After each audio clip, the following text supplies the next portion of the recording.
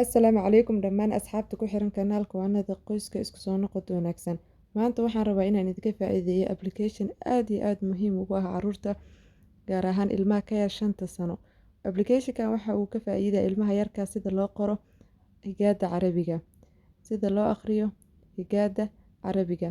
Wuxuu leeyahay qayb qoraal ah iyo qayb kale oo imtixaan ayuu leeyahay oo la isku maaj gareynayo hal xaraf oo laga dhigay 4 qayb. Ilmaha markay ay dhameeyaan ayayna aad iyo aad u fahmayaan qaybtan kale. Application-kan waa free, Play Store ayaa ka soo degsan kartaa.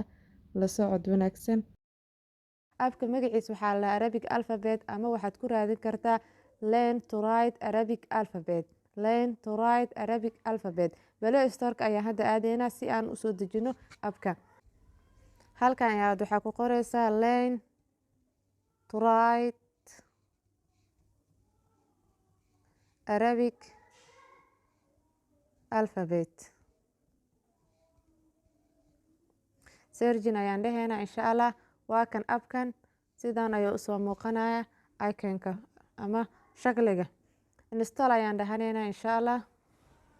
Waxaan rabaa intuu soo deganayo inaan gabdhahan ugu faa'iideeyo. Haddaad tahay hooyo rabta in aad ilmahaada yarka mobilka wax ku bartid, kaliya waxaad ogaataa ilmaha yarka in mobilku ay mashquul ku noqon karaan.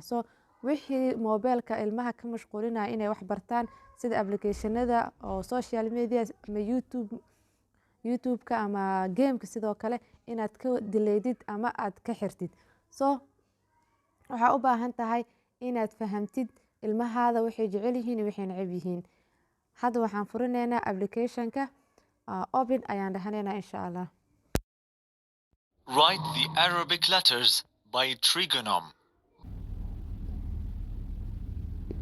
Halkaas waxaad ka bedelan kartaa luqadda settingska. Hadda English ayuu noo saarnay, dad Carabi ayaan saaraneynaa. Kadibna waan laabaneynaa insha Allah. اكتب الحرف ألف. جيد جدا. استمر.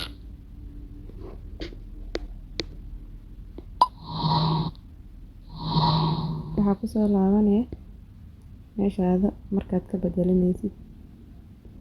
Halkaas ku soo laabanaya English waa saaran kartaa.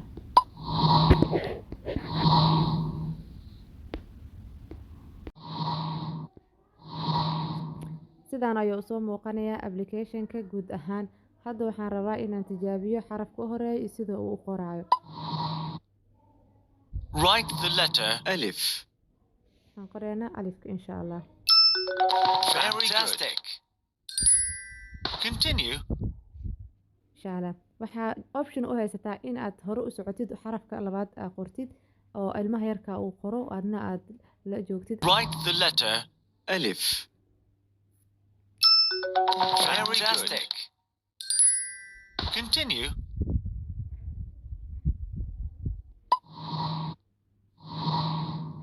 marka hadaa xaraf qortid sidaas ayuu kugu soo muuqanaa.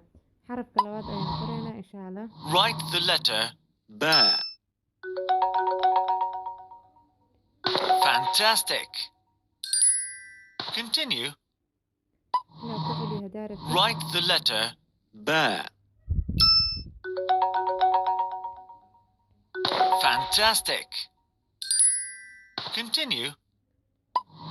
xarafka saddexaad ayaa ku gudbi kartaa. Write the letter تاء.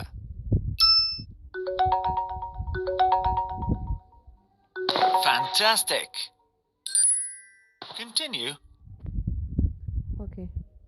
waxaan rabaa hal mar meeshaan ay ku qoran tahay xarafka jim waa xaraf 4 qayb loo qaybiyay. waan isla fiirinaa ilmaha wax yar ayuu kugu siinaa imtixaan yar waaye inuu xarfaha isku aadiyo isku maaj gareeyo. xarafkan fa waaye 4 qayb ayaan rabnaa inaan ku maaj gareeno insha Allah. Be careful. qaladaa dhacay taas inaad. Very good. Very good. Great. Fantastic. ilmaha attention-kooda iyo Very good. ilmaha wax badan ayuu application ka faa'iidaya. Assalaamu calaykum waraxmatullaahi tacaala wabarakaatu.